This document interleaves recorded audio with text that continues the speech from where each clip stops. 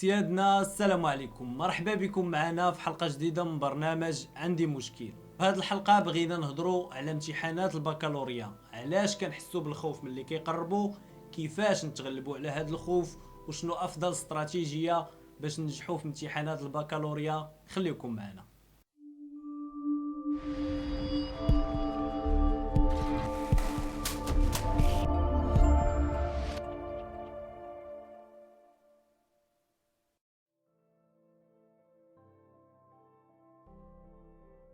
علاش كنحسوا بالخوف من امتحانات البكالوريا؟ صراحة إلا بغينا نجاوبوا على هذا السؤال خصنا نعرفوا شنو كيعني أنك تسقط في البكالوريا. يعني أنك غادي تكون ضيعتي عام من حياتك، عام وانت كتفيق بكري، عام وانت كدي وكتجي في الطريق، عام يعني 12 شهر، يعني 365 يوم، يعني 8760 ساعة، يعني أكثر من نص مليون دقيقة من حياتك.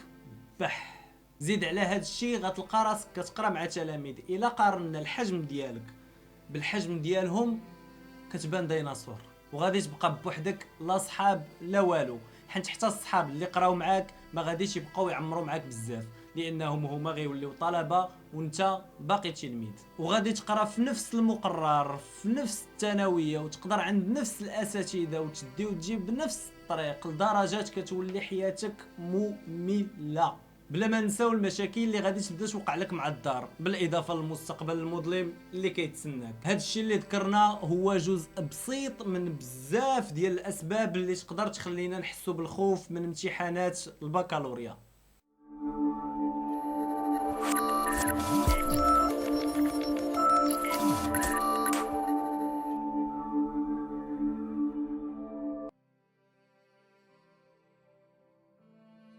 الصراحة باش نقدروا نحيدوا الخوف بشكل نهائي هذا أمر مستحيل، لأنه مهما قلنا كيبقى الخوف شعور طبيعي اللي كيتسبب فيه الدماغ بمجرد ما كيتوقع أننا غادي نفقدوا شي حاجة. هاد الحاجة اللي تقدر تكون صحة، تقدر تكون فلوس، تقدر تكون وظيفة، يقدر يكون حب، وتقدر تكون شهادة أكاديمية. لكن اللي ما مقبولش في الخوف هو أن الخوف يتحكم فيك بدل ما أنت تحكم فيه. اللي كيكون الخوف كيتحكم فيهم كتلقاهم ديما كيبكيو وكيشكي. المقرر طويل، هاد المادة ما كنتش كندخل ليها، هاد الدرس ما قريناهش، ما بقى والو الامتحان. المهم الا سمعتيهم كيشكيو يقطعوا لك في القلب، تقول مساكن غير مظلومين. وملي كتجي كتشوف كتلقاهم ما كيوجدوا حتى حرف، غير مخلوعين وبلا فايده. شحال الساعة؟ تكون شي 4 الله روح. هو داز الوقت. مالك اش عندك؟ والو، عاد داز الوقت. اما اللي كيكونوا هما اللي كيتحكموا في الخوف فاصلا كتلقاهم تلاميذ ناجحين في حياتهم، وكيعرفوا كيفاش يقدروا يستثمروا الخوف لصالحهم، وبدل ما يبكيو ويعيطوا على اللي يبكي معاهم كتلقاهم كيديروا خطوات عمليه. وكل ما كيزيدوا خطوه للقدام كل ما كتزيد ثقتهم في راسهم. سي فري حتى هنا كيبقى الخوف، لكن على الاقل كيكون الخوف محفز للنجاح، وحتى الا خافوا عندهم شي حاجه يخافوا عليها.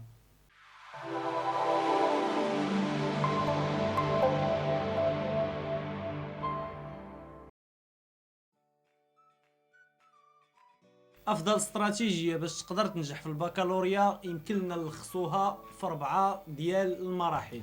المرحله الاولى اللي هي الاستعداد النفسي، يعني تهيئ نفسك باش تبدا في البريباراسيون، وهنا نبغي نوصيك على 3 ديال الحوايج. الحاجه الاولى حاول تبعد من الصحاب اللي ما عندهم حتى علاقه بالبكالوريا. ثاني حاجة بعد من الخروج بزاف والمسارية والوقوف في راس الدرب. ثالث حاجة بعد من التلفازة، الماتشات، المسلسلات، المهرجانات والخوى الخاوي. وبصفة عامة حاول تبعد من اي حاجة غتلهيك على قرايتك او غتشوش على التفكير ديالك. ثاني مرحلة اللي هي مرحلة وضع البرنامج اللي غتمشي عليه في البريباراسيون. فبعد ما غتكون استعديتي نفسيا غادي تولي عندك قدرة كبيرة على التركيز، وهذا الشيء غيساعدك في انك تحط برنامج اللي يكون واقعي واللي تقدر تلتزم به. لكن نبغي نوصيك على اهم حاجه، راعي المده الزمنيه اللي متبقيه لك مقارنه مع المواد اللي غتختبر فيه. وباش تكون انسان عملي اكثر خصك تضرب طله على جميع المواد اللي غتختبر فيهم، باش تقدر تعرف كل ماده شحال غادي تاخذ منك ديال الوقت. انا اكيد كاين شي معاكيز غيسمعوا كلمه ضرب طله غيمشيو يقراو غير الفهرس، وغيدنوا راسهم خداو نظره اوليه. سي فري هاد القضيه كتصدق لبزاف ديال التلاميذ، مي هنا غادي نكونوا كنهضروا على التلاميذ اللي كيبريباريو من الاول ديال العام، يعني حتى لا مشى قرا غير الفهرس عارف حجم صعوبات كل درس في داك الفهرس. فملي كنقولوا ضربة الله يعني قراءه اوليه، كتاب بكتاب ودرس بدرس، على الاقل باش تقدر تهرس حاله الجمود العاطفي اللي بينك وبين العلم.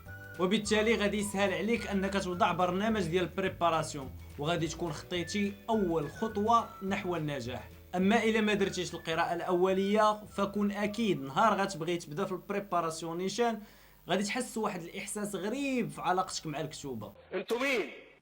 من انتم؟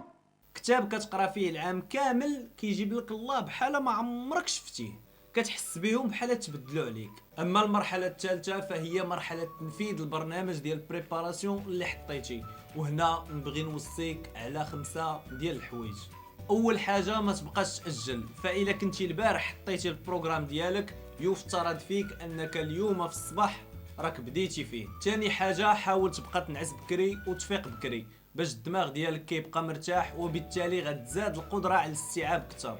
ثالث حاجه حاول تهتم بالتغذيه ديالك والطبيعه ديالها، ركز على السكريات وقلل من الدهنيات باش تفيق شويه وما تبقاش ديما غير مرخي. رابع حاجه حاول تختار البلاصه اللي غتكون مرتاح فيها واللي غادي تقدر تركز فيها اكثر، يعني ما تقولش ليا انك غادي تمشي القهوه عامره بالناس كيغوتوا متبعين كره وانت معول تقرا شي حاجه.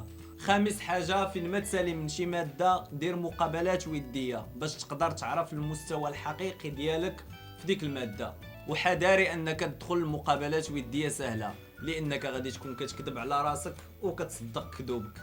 اما المرحله الرابعه فكتبدا ملي كيبقى الامتحان اسبوع واحد. في هذه السيمانه غادي تبقى تحس بضغط نفسي كبير ودماغك غيبقى يتبلوكا مره، وهذا الشيء امر طبيعي، لكن يفترض في كل واحد في هذه المرحله يكون سال حوالي 80% من المواد اللي غيتختبر فيه. وهنا خصنا نقسموا النهار لجوج اجزاء، جزء نكملوا فيه المواد او الدروس اللي مازال ما بريباريناش فيهم، وجزء نعاودوا نراجعوا فيه ماده من المواد اللي راجعنا من اول درس حتى لاخر درس فيها، وكنبقاو غاديين على هذا الريتم حتى كيبقى الامتحان 24 ساعه، يعني نهار قبل الامتحان.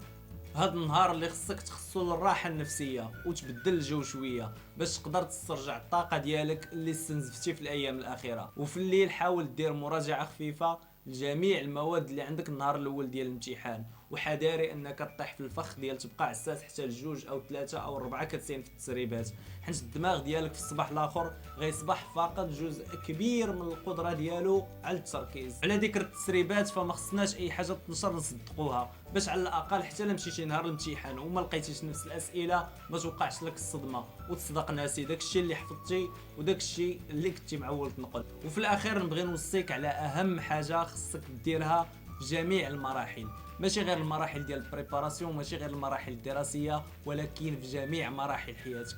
استعن بالله وتوكل عليه، ومن يتوكل على الله فهو حسبه ونعم الوكيل. نتلاقاو في حلقه مقبله، والى ذلك الحين الله يوفق الجميع. السلام عليكم.